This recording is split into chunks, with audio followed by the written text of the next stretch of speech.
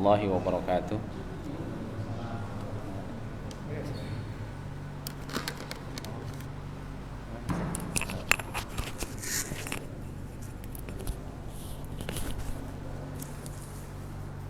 Bismillahirrahmanirrahim. Assalamualaikum warahmatullahi wabarakatuh.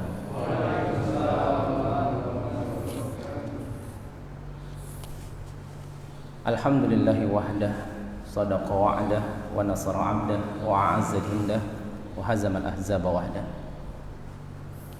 Asyhadu an la ilaha illallah wahdahu la syarika lah, wa asyhadu anna Muhammadan 'abduhu wa rasuluhu la nabiyya ba'dah. Allahumma shalli wa sallim wa zid wa barik wa an'im ala hadzal nabiyil karim Muhammadin sallallahu alaihi wasallam wa ala alihi wa ashabihi wa man sara ala nahjihi wa man tabi'ahum bi ihsan ila yaumi yub'atsun. Alhamdulillah, segala puji nikmat milik Allah Subhanahu wa taala, yang pada kesempatan yang penuh berkah ini Allah izinkan kita hadir di salah satu rumah dari rumah Allah untuk melaksanakan salat maghrib berjamaah. Kemudian kita lanjutkan dengan ta'lim kita. Semoga yang kita lakukan pada hari ini diridhoi oleh Allah Subhanahu wa taala, dan kelak seluruh amal soleh kita diterima sehingga dapat memperberat timbangan amal baik di sisi Allah Subhanahu wa taala. Salawat salam kita limpah curah kepada Nabi Muhammad sallallahu alaihi wasallam, suri tauladan uswah hasanah kita. Kita harus senantiasa bermohon kepada Allah agar Allah Subhanahu wa taala karuniakan kepada kita keistiqomahan untuk senantiasa bisa mengikuti Nabi kita Muhammad sallallahu alaihi wasallam. Allah Subhanahu wa taala mengatakan, innal ladzina qalu rabbunallah, orang yang pernah mengatakan Tuhannya Allah, tsumma istaqamu, kemudian dia istiqomah. Karena istiqomah ini bukan perkara gampang dan mudah. Tsumma istaqamu tatanazzalu alaihimul malaikah, maka ketika kita nanti yang istiqomah mengalami sakaratul maut, malaikat itu turun bidul wujuh, mukanya putih, jubahnya putih. Di antara malaikat itu mengatakan, alla takhaf wa la tahzan wa abshiru bil jannati allati kuntum tu'adun. Jangan khawatir, jangan takut, jangan risau, jangan sedih, jangan gundah gulana. Kau insya Allah dijamin masuk surga dengan syarat istiqomah. Maka jamaah yang dirahmati oleh Allah, kita senantiasa harus berdoa, ya muqallibal qulub, tsabbit qalbi ala dinik wa ala ta'atik. Duhai Allah yang maha membolak-balikan hati kita, tetapkanlah hati ini dalam ketaatan dan dalam agama. Jamaah yang dirahmati oleh Allah, alhamdulillah kita malam ini masuk bulan Rajab. Mungkin beberapa hari terakhir kita banyak mendapatkan kiriman-kiriman, entah itu doa, keutamaan berpuasa dan lain sebagainya. Padahal sebetulnya jamaah, sahabat Nabi itu selepas Ramadan itu 6 bulan minta sama Allah agar Ramadannya diterima. 6 bulan. Kalau kita tidak, kita keluar Idul Fitri, kita sudah berani mengatakan seperti bayi yang baru lahir. Padahal nggak ada satupun yang tahu dari kita amal Ramadan kita itu diterima atau tidak. Sahabat aja generasi terbaik itu minta 6 bulan agar seluruh aktivitas ibadah di bulan Ramadannya diterima. Kemudian 6 bulan berikutnya minta sama Allah agar ditemukan dengan Ramadan. Nah, kita kurang 2 bulan ini. Sudah sering minta belum? Yang sering kita dengar hadisnya masyhur ini, terkenal, tapi ada perlu catatan sedikit. Allahumma barik lana fi Rajab wa Sya'ban wa balighna Ramadan. Ini yang sering kita dengar dan kita lafazkan. Nah, ini ada di rawinya ini ada sedikit masalah sehingga banyak ulama-ulama yang mendoifkan hadis ini. Akan tetapi jamaah yang dirahmati oleh Allah, beberapa ulama mengatakan hadis dhaif ketika ada hadis lain yang menguatkan, maka bisa digunakan ketika dia urusan dengan fadhailul a'mal, keutamaan beramal, bukan masalah akidah.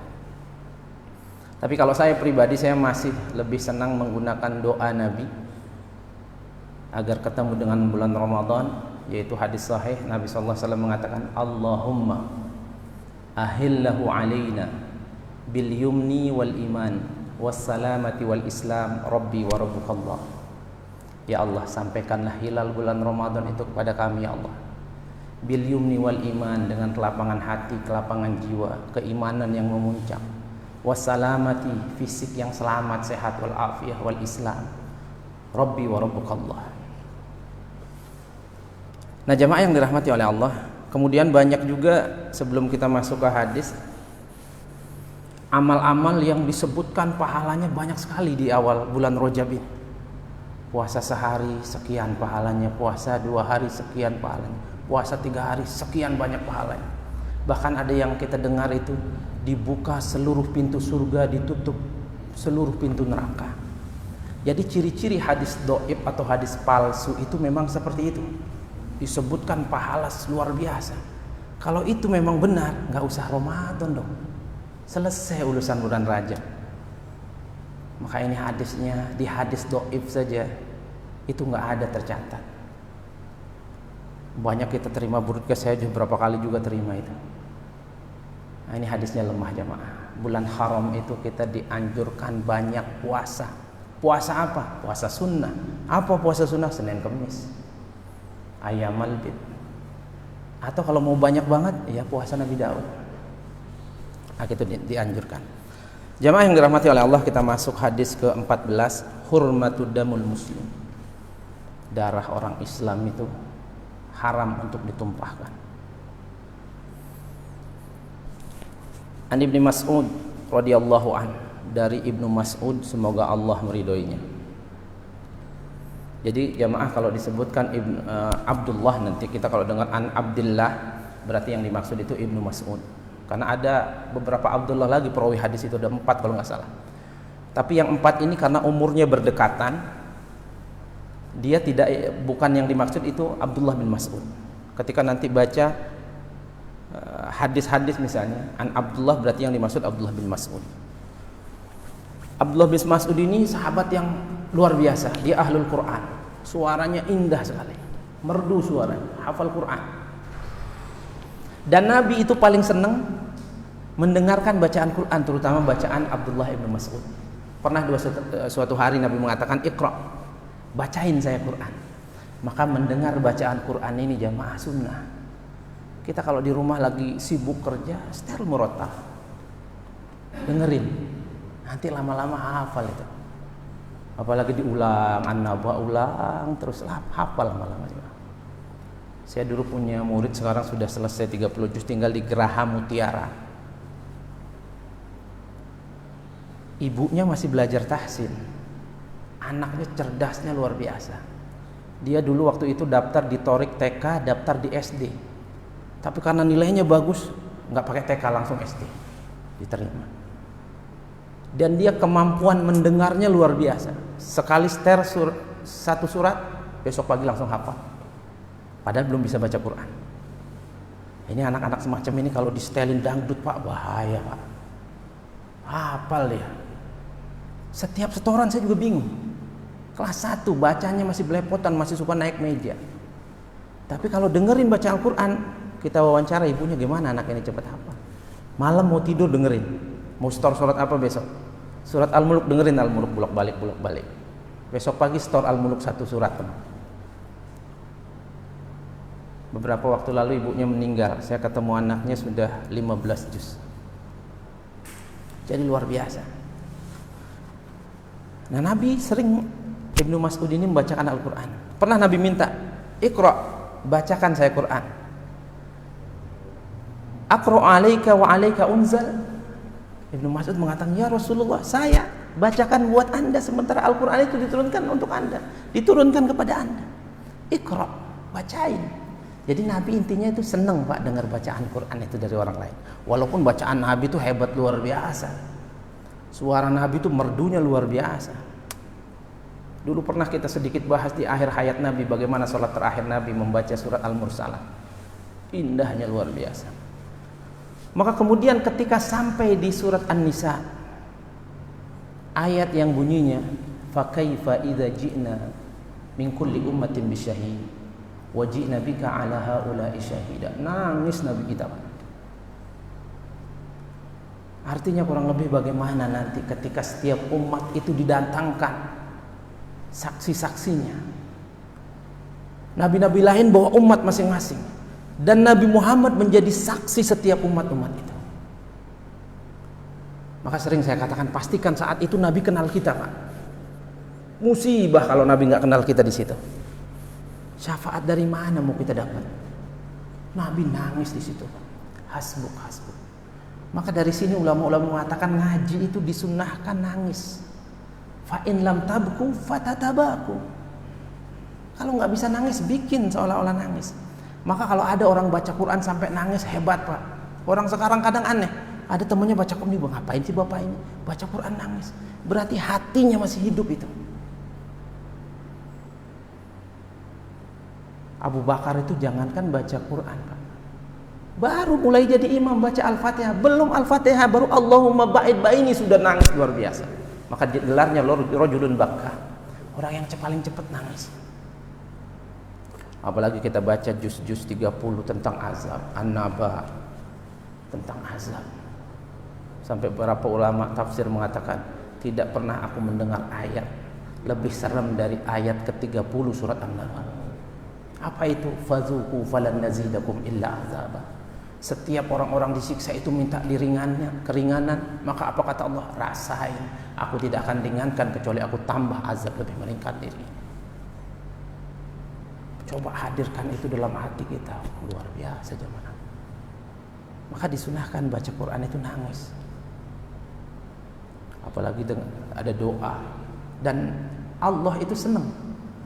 Bahkan air mata yang tidak disentuh api neraka, air mata yang ditumpahkan karena takut sama Allah. Sekarang orang nonton film India nangis, nonton drakor nangis. La ilaha illallah Muhammad Rasulullah.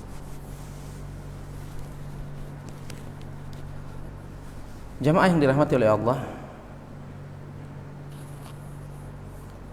dari Ibnu Mas'ud, semoga Allah meridhoinya, berkata Rasulullah sallallahu alaihi wasallam, la yahillu, la tidak yahillu halal.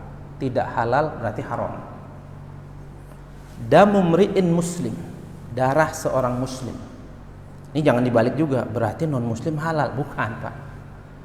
Karena ada ayat yang mengatakan, apa ayatnya tadi sempat saya catat itu. La yanhakumullahu anil ladzina lam yuqatilukum fid din wa lam yukhrijukum min diyarikum an tabarru wa tuqsitu ilaihim. Kalau dia tidak memerangi kita, lam yuqatilukum, kalau dia tidak memerangi kita dan tidak mengusir kita dari tanah kelahiran kita, seperti di Palestina, antabarru ilaihim, berbuat abror, baiklah sama mereka, saudara seagama, saudara sebangsa setanah air dia. Watuk situ ilahi, berbuat adil dengan mereka.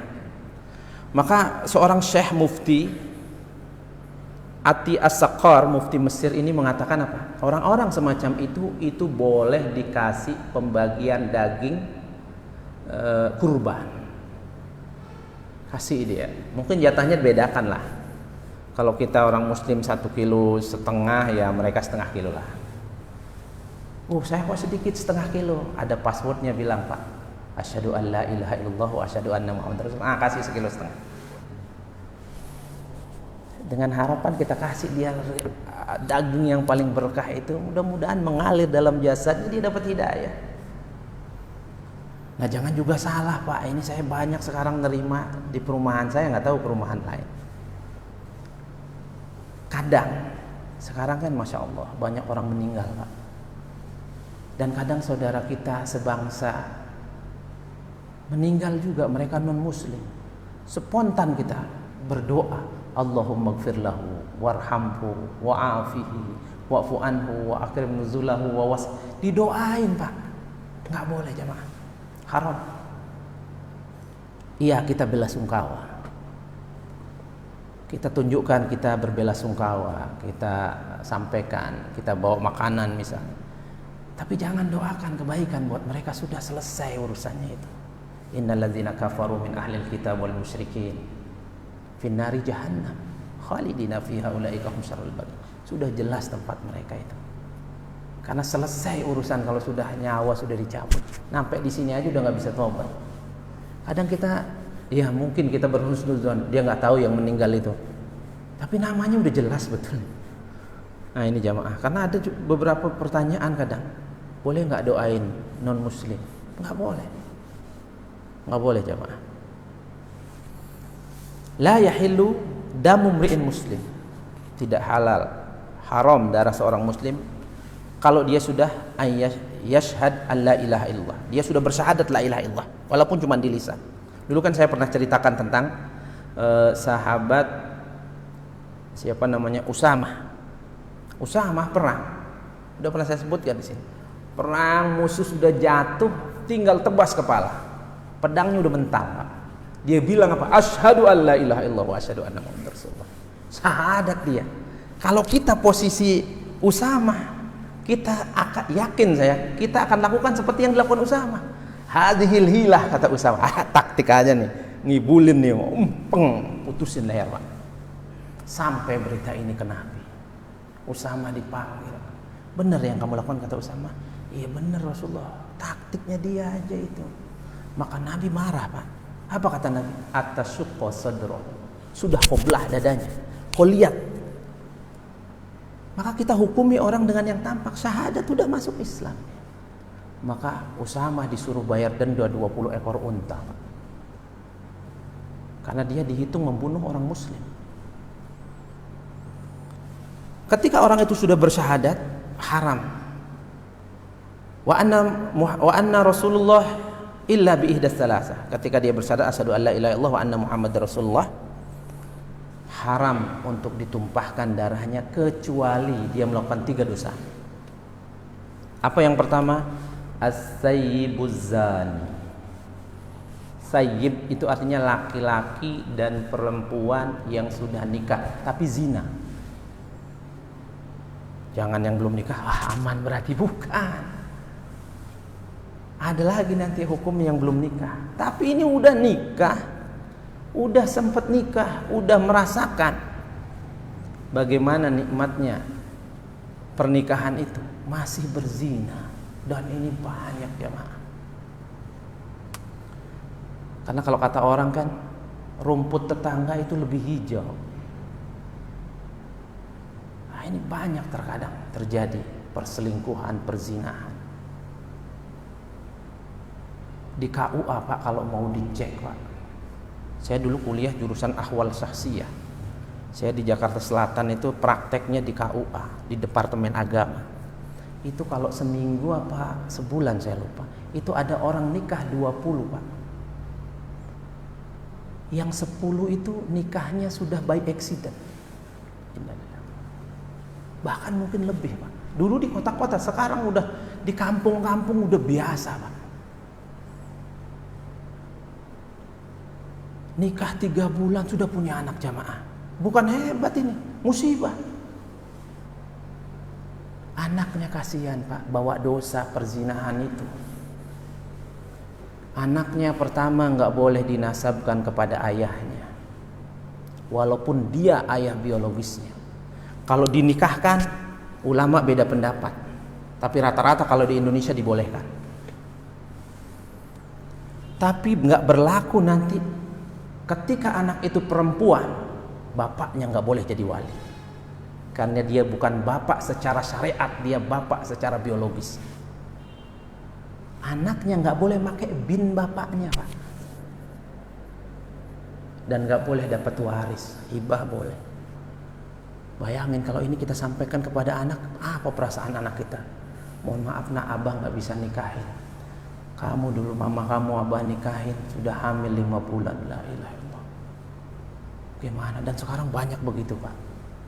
Dan kalau nekat orang tuanya nikahin jadi walinya, pernikahannya nggak sah. Selama berhubungan dihitung berzina, Pak. Banyak sekarang jamaah. Bukan di kota saja, di kampung lebih banyak. Kok bisa? Tempat gelap lebih banyak, Pak, di kampung, Pak. Sekarang Masya Allah. Ini bisa jadi berkah, bisa jadi musibah. Apa aja muncul jemaah. Dan kita lihat penzina-penzina itu diagung-agungkan di televisi. Ulama-ulama dihinakan. Nah, ini jamaah musibah. Padahal Nabi Allah katakan wala taqrabuz zina, deketin aja jangan. Maka punya anak perempuan ini nggak mudah. Anak perempuan, 1 anak perempuan 6 yang jaga, yang tanggung jawab nanti. Bapaknya, kakeknya, kakak laki-lakinya, adik laki-lakinya, paman dari ayah, paman dari ibu. Kalau kita sempat tidak menasehatin anak ini untuk tutup aurat misalnya, kemudian sampai wafat dia tidak taubat, Allah masukkan ke neraka sudah pasti. Karena Nabi katakan apa? Al-mar'atul kasiyat ariyat ma'ilat mumilat ru'usuhunna ka asnibatil bukhtil ma'il la yadkhulunal jannah wa la yajid arfal jannah. Perempuan yang pakaian tipis, terlihat bentuk tubuhnya, bahkan mohon maaf kadang dalamannya kelihatan, Pak. La yadkhulul jannah, nggak bisa masuk surga.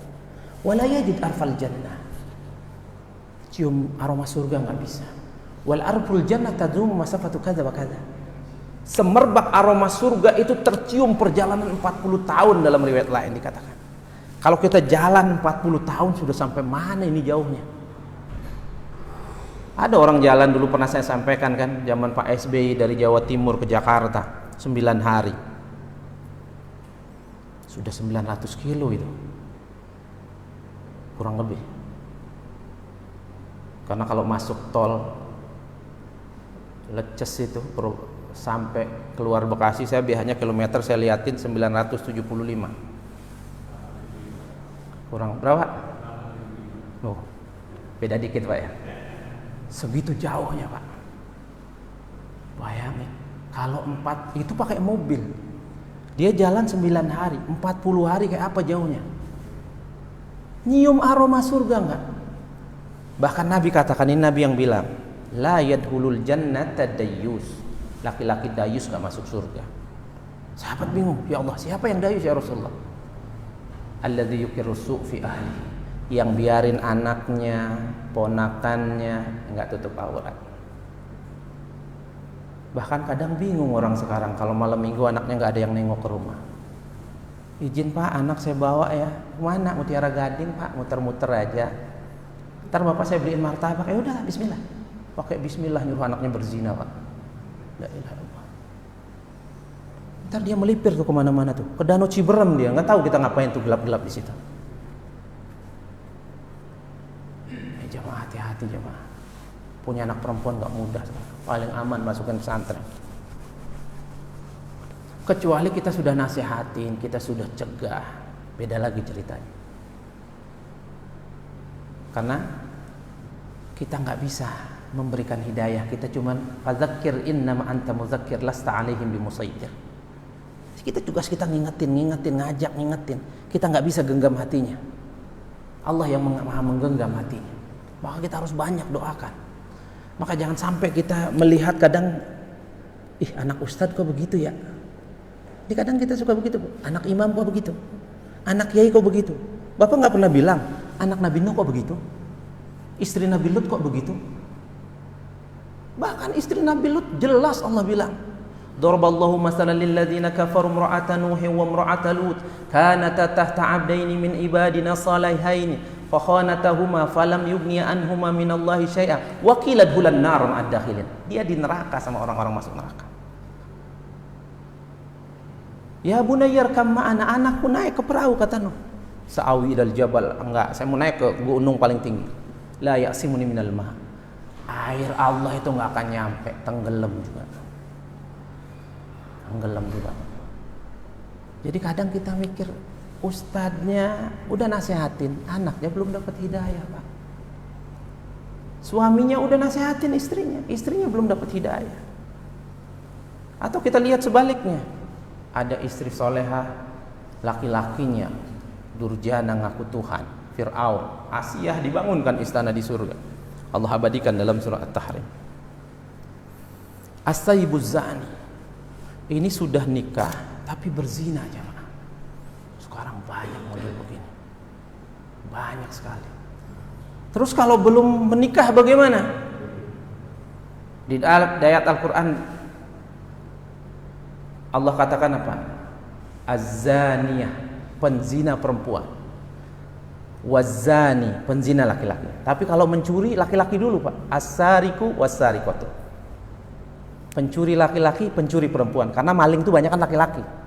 Tapi kalau penzina banyak kan perempuan, maka ayatnya juga perempuan. Az-zaniyatu waz-zani. Kalau dia belum pernikah, fajlidu kulla wahidin minhuma mi'ata jaldah. Cambuk pakai rotan 100 kali. Nggak ada rotan, pelepah kurma, Pak. Nggak punya, depan masjid rumah saya ada. Banyak pohon kurma, hampir pelepahnya dikebukin. 100 kali. Kalau masih hidup, penjara asingkan. Jangan diterima syahadatnya seumur hidupnya. Saking parahnya dosa zina, Pak. Nggak boleh jadi saksi perkawinan, saksi apapun nggak boleh. Dicambuk mah babak belur itu.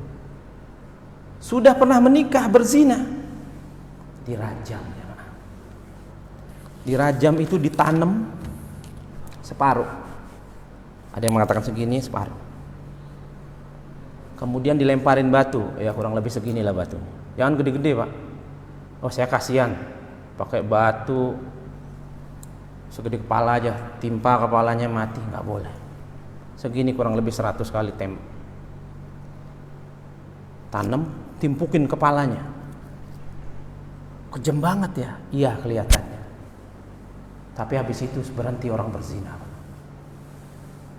Pernah ada zaman Nabi, pernah ada perempuan datang ke Nabi. Ya Rasulullah, inni qad zanaitu. Ya Rasulullah, aku sudah berzina ya Rasulullah. Nabi husnuzon, Pak. Paling ciuman doang kali. Atau peluk-pelukan. Enggak ya Rasulullah, saya berzina ya Rasulullah. Saya sedang hamil sekarang ya Rasulullah. Maka Nabi bilang apa? Pulang. Kalau anakmu sudah lahir, sini lagi. Perempuan ini luar biasa, Pak, ingin taubatnya. Padahal sudah berlalu 9 bulan. Datang ke Nabi bawa bayi masih orok, pusarnya belum putus. Ya Rasulullah, sudah lahirkan? Kata Nabi, pulang, susuin 2 tahun. Setelah 2 tahun nyusuin, padahal dia kalau tobat saja insya Allah diterima oleh Allah. Dia datang lagi. Ya Rasulullah, sudah lahir. Maka kemudian Nabi katakan, anaknya disuruh ngadopsi salah satu sahabat. Kemudian kata Nabi, rajam. Ditanam, sahabat semua bawa batu segini-segini kurang lebih sebesar kepala tangan, dilempar kepalanya berkali-kali sampai wafat. Sampai wafat jemaah. Bahkan ada salah satu sahabat, Umar kalau nggak salah namanya, kecipratan darahnya, Umar marah, nggak ridho, mukanya kena darah berzina. Maka Nabi marah kemudian. Taubat perempuan ini sudah diterima oleh Allah Subhanahu wa Ta'ala. Maka dialah perempuan penzina yang masuk surga. Kenapa harus dengan batu kecil jemaah? Agar setiap saraf-saraf tubuhnya yang merasakan nikmat ketika berzina merasakan sakit ketika dilempar. Saking parahnya dosa zina. Sekarang perzinahan di mana-mana jemaah. Di mana-mana. Saya dulu waktu kuliah sering nongkrong di Jogja, Pak. Kalau libur saya nggak ke Bali, main ke Jogja ke teman-teman. Di sekitaran UIN itu, Pak, Masya Allah, prostitusi luar biasa, mahasiswa semua. Kita nginep di salah satu penginapan. Ada banyak kos-kosan, hampir semua pasangan, dan kita kalau ajak ngobrol bukan adik, bukan kakak. Dan itu sekamar berdua. Susah kita husnuzon jemaah. Susah kita husnuzon. Coba deh iseng-iseng buka nanti di internet berapa jumlah anak SD yang sudah pernah berzina, SMP yang sudah pernah berzina. Mengerikan jamaah jumlahnya. Maka musibah itu silih berganti turun. Penyebab musibah itu turun apa? Sudah merajalelanya perzinahan. Maka ini mengerikan, berat kita, anak-anak kita sekarang, apalagi sekarang semua bawa HP sekarang. Kenapa? Karena belajar online semua. Dia hidupin, dia zoom dengan gurunya, hidupin, nggak dikasih gambar, dibuka yang lain ya. Ini ngeri jamaah. Kemudian jamaah yang dirahmati oleh Allah, jadi dirajam. Jadi cara membunuhnya dirajam, kubur, lempar. Itu kalau di negara Islam. Nah, kalau di kita jangan kita di Indonesia aman nih kayaknya. Taubat Pak, jangan ulangi lagi.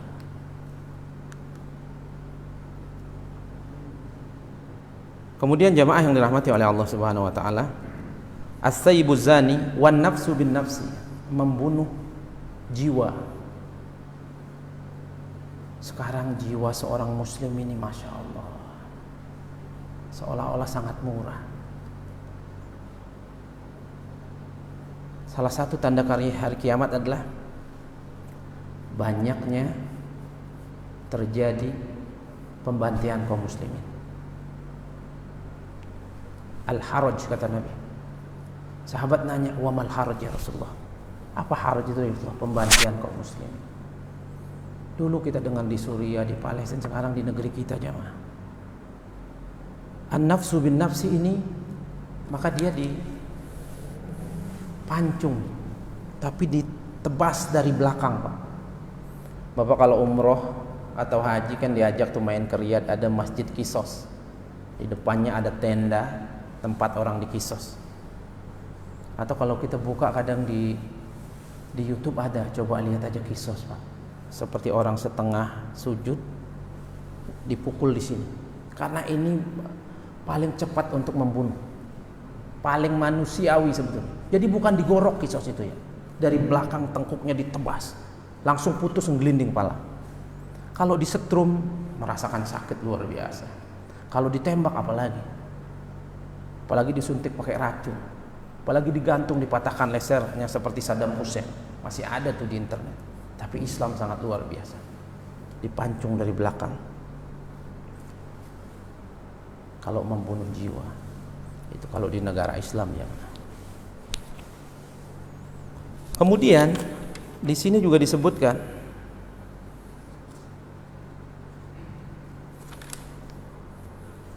wa yusqitul qisas idza afa auliya al-maqtul. Kalau dimaafkan keluarga, qisasnya boleh dibatalin, tapi ganti dia bayar denda Pak. Kalau nggak salah 20 ekor unta, kurang lebih 1 miliaran lah, bayar denda. Makanya kita sering dengar tuh ada TKW membunuh harus ganti rugi sekian. Yaskutul qisas idza afa auliya al-maqtul.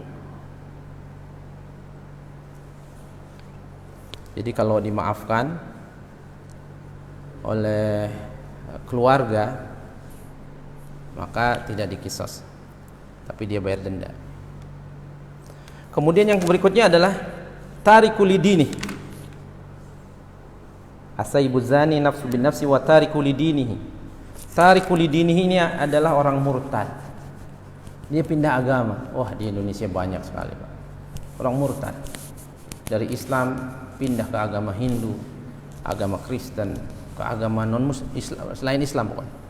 Ini halal darahnya. Jadi riddah bahasanya, atau murtad. Tarik mana dia? Haddur riddah ajma'al muslimun ala anna ar-rajul idza irtadda wa asarra 'ala al-kufr wa lam yarji ila al-islam ba'da al-istitabah annahu yuqtal. Sepakat kaum muslimin bahwa sesungguhnya seseorang yang pindah agama dari Islam ke kafir dan enggak mau kembali setelah diminta untuk tobat, ba'dal istatab annahu yuqtal, maka dia dibunuh, halal darahnya. Di dalam hadis lain dikatakan al-mufariqu lidini, rawahu al-Bukhari, yang pindah agama. Di dalam hadis riwayat Ibnu Abbas, Nabi katakan man baddala dinahu faqtuluhu. Barang siapa yang merubah agamanya dari Islam kepada selain Islam, maka bunuh dia, kata Nabi. Maka dulu zaman sahabat Abu Bakar As-Siddiq ada perang riddah, Pak. Jadi zaman Abu Bakar tuh ada perang orang yang nggak mau bayar zakat, ada perang orang-orang murtad, orang-orang yang agamanya belum mantep. Ketika Nabi wafat itu banyak balik, maka diperangin, dibunuh. Ada perang nanti melawan Nabi palsu juga.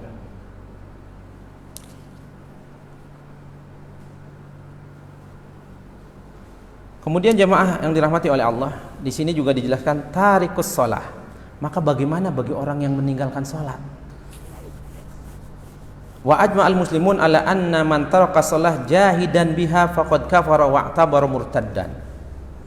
Jadi kalau ada orang meninggalkan salat, tidak percaya salat itu wajib, pokoknya bukan karena malas, faqad kafar, maka dia kufur, Pak. Wa'tabara murtad, maka dia dianggap murtad.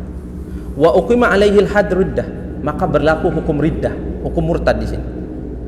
Wa amma idza tarakaha kaslana, nah kalau di tempat kita ini banyak orang nggak sholat tuh bukan dia tahu, saya tahu wajib, cuman saya malas, kata.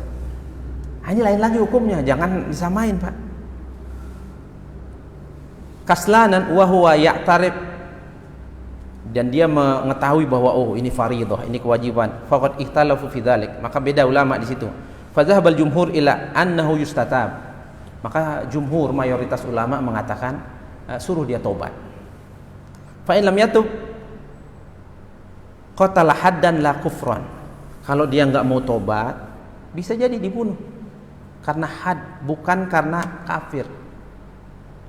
Wadhabal Imam Ahmad wa ba'dul Malikiyah ila annahu yuqtal kufran. Imam Ahmad dan beberapa mazhab Maliki mengatakan bunuh. Wa qala Abu Hanifah, nah ini khilafnya luar biasa. Abu Hanifah mengatakan yuhbas hatta yusalli aw yamut. Penjara sampai dia mau sholat, keluarin. Kalau nggak mau sholat biarin sampai mati di penjara. Sampai seperti itu, Pak. Sekarang orang tinggalin sholat banyak banget, jamaah, ya Allah. Orang yang nggak sholat subuh banyak banget. Padahal kita sekali meninggalkan sholat aja. Ada hadis bunyinya begini, man taraka sholata amdan uziba fi nari jahannam haqban. Siapa yang tinggalin satu sholat saja, misalnya dia nggak sholat maghrib, maka dia akan disiksa di dalam neraka jahanam haqban, satu ahqab. Kalimat ahqab ini disebutkan oleh Allah dalam surat An-Naba, labithina fiha ahqaba. Dia tinggal di neraka beberapa ahqab. Ibnu Katsir mengatakan ahqab itu qit'atun minal waqt, potongan waktu.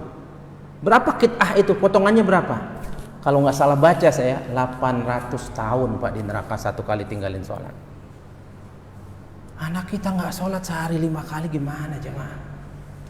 Umurnya udah di atas 10 tahun. Fadribuhu 'alaiha wa hum abna 'ashar, kata Nabi. Kalau umurnya udah 10 tahun pukul. Kalau nggak mau sholat. 7 tahun suruh terus suruh. Sudah 10 tahun pukul, karena itu sudah mulai balik, Pak. Pukul, tentunya pukulnya jangan galak-galak, Pak.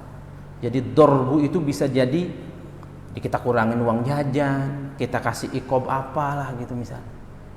Kalaupun memukul yang tidak menyakiti.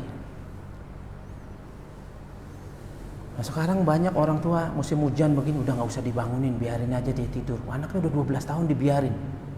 Sampai jam 7 baru bangun. Nah, sholat subuh jam 7. Itu waktu syuruk, udah waktu duha itu. Wa nadau min ba'dihim khalfun adaa'us shalah wattaba'us shahawat wa sawfa yalqawna ghayya. Ada nanti generasi-generasi itu sholat tapi enggak sholat dihitung sama Allah. Dia sholat di luar waktu sholat. Fa sawfa yalqawna ghayya. Allah siapin neraka spesial di Jahannam namanya ghayya. Bapak buka arti ghayya, kemudian buka tafsir Ibnu Katsirnya, jurang di neraka jahanam yang dipenuhi darah dan nanah penghuni neraka, dalamnya 70 tahun baru sampai di dasar. Di situ akan disiksa orang-orang yang suka sholat di luar waktu sholat. Yang sholat di luar waktu sholat aja disiksa, apalagi yang nggak sholat, jemaah. Maka Nabi katakan apa? Wa aqimus shalah wa la takunu minal musyrikin.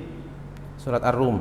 Fa in tabu wa aqamus shalah wa atu zakah fa ikhwanukum fid din. Ketika dia taubat, dia dirikan salat, dia bayar zakat, dia saudara kalian dalam agama.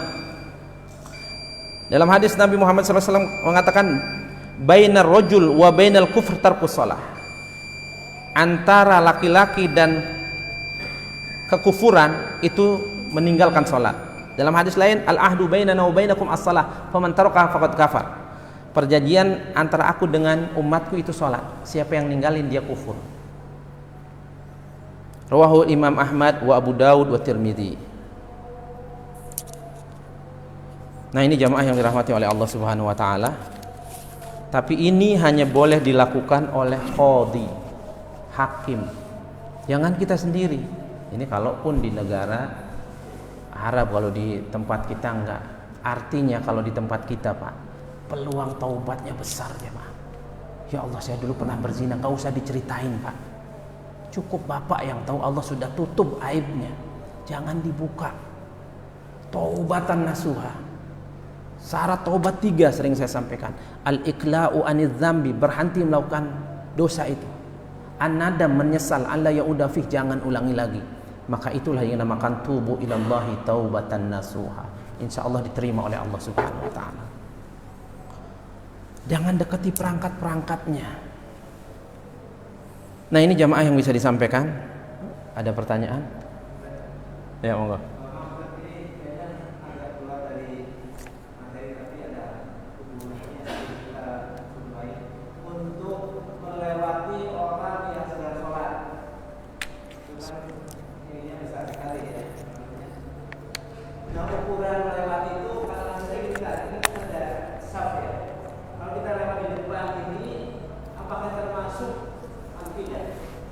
Ya, jamaah yang dirahmati oleh Allah, buka fatwa-fatwa ulama-ulama Muhammadiyah.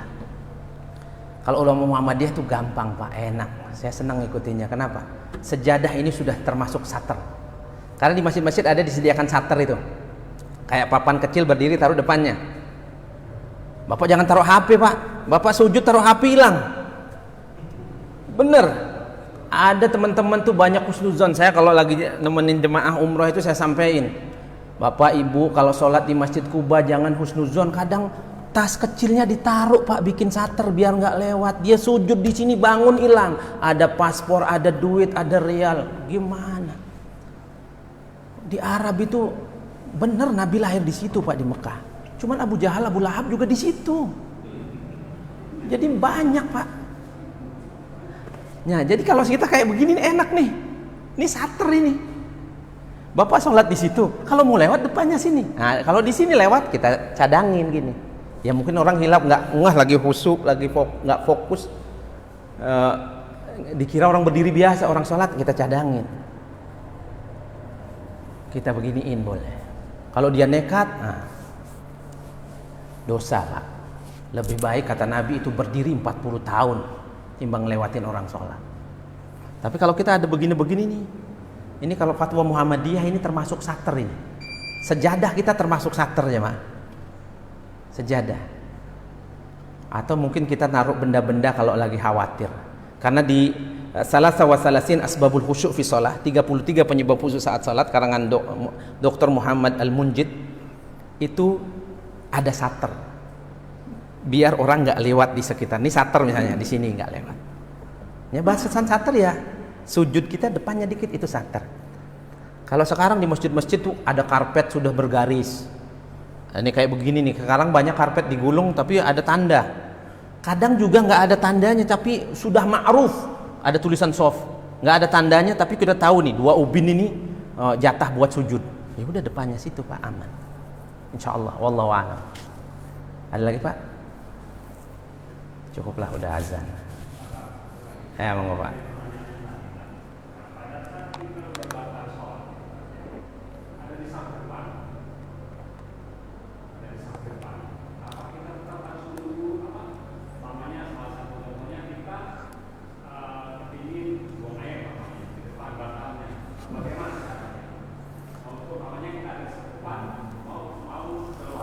Ya.